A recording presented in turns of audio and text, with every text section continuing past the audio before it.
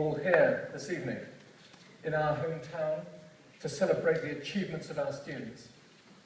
The university is very much part of the community in which we are located, and this theatre, in which the university has a significant stake, is just one demonstration and of our commitment and purpose as a modern civic university.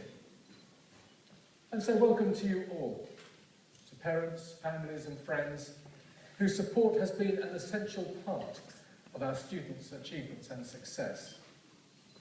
And especially welcome to those of you graduating here today. This is your day, your success and your celebration. Kingston University has itself enjoyed considerable success during the past decade. We have grown a lot, developed new courses, improved our research ratings, and developed true centres of excellence. Many of these are in the Kingston Business School and Kingston Law School. The disciplines covered by these schools and the faculties departments are, I suggest, fundamental to the understanding and development of economic prosperity and to the proper regulation of human activity. Both of these are essential components of an advanced economy, and it is perhaps easy to take for granted in a country such as ours concepts such as the rule of law, which are not so evident in some parts of the world. It is through education and the programs that we provide, together with the international reach of our university, that improvements can be made and human endeavour enhanced. Those of you graduating here today and entering into professional life thus have a vital role to play in all our futures. There is a clear link, for instance in data and reports produced by bodies such as the Organisation for Economic Cooperation and Development, links between participation in higher education, innovation and economic growth. I am therefore very pleased to report that Kingston is the top university in England for student entrepreneurship and student start-up companies.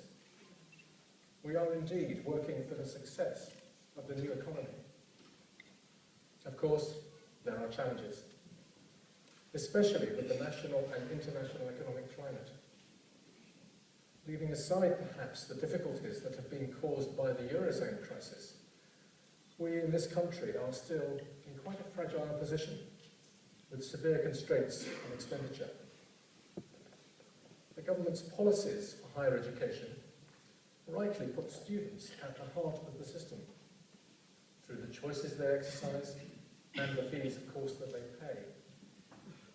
But the practical effects of the operation of universities, of these fundamental changes, are still working through the system. Last year, in 2012, it was reported that 50,000 students, 50,000 students less, enrolled in higher education than the year before. Kingston is well placed to weather this storm, I'm pleased to say, and we are continuing to invest for the future, but we will become slightly small. The higher education sector in this country has a worldwide reputation for excellence, based on both teaching and research, and for the productivity of that research. It would therefore, in my view, be a mistake for the government to allow the university sector permanently to shrink. You might argue that you might expect me to say that, but the benefits of education and the opportunities it offers are, I believe, self-evident in enhancing individual development and broader human progress, as well as economic growth. Moreover, the universities in this country collectively make a positive contribution to the national accounts. In solving short-term financial problems, we must not throw away a greater advantage for the future, for that is what higher education provides. At Kingston, our aim is to make a difference, to develop the full potential of you, our students, from whatever background, and to equip you to play a full part in society. I hope and believe that we do that well, and we must continue to do so in the future. For all of you, the friendships that you have formed, the times that you have shared together, and the memories that you take with you, I think are just as important as the degree you have earned. And so, in closing, I hope that you will want to keep in contact with each other and with the university through our Alumni Association. We will always be here to support you. Please stay in touch. And I now invite Professor Jean-Noël Azinjar, the Dean of the Faculty of Business and Law, to address you. Thank you very much.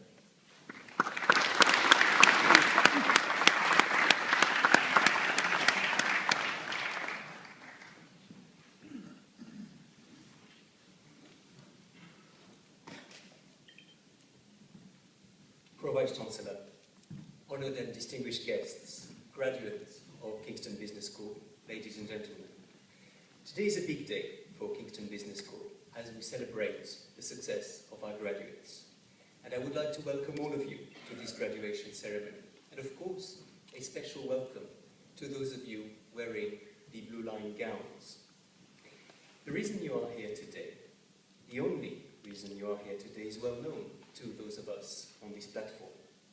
It's your hard work. You have sat the exams, you have written the assignments and the project reports. We have been demanding, and you have delivered. You have proved your strength of character and your abilities by working hard and achieving your degree. And always remember that such a high award is not bestowed lightly by the university. You have earned it. So thank you for the hard work that has brought you here. You will notice a certain element of protocol for today, but what I would like to say is do not be intimidated by this protocol. Today is a huge day of celebration, and we know that we chose Kingston because we are a modern, forward-thinking university. So we don't expect you or your fellow guests to sit in old-fashioned, stuffy silence. And when your friend or loved one steps out onto that stage, feel free to clap.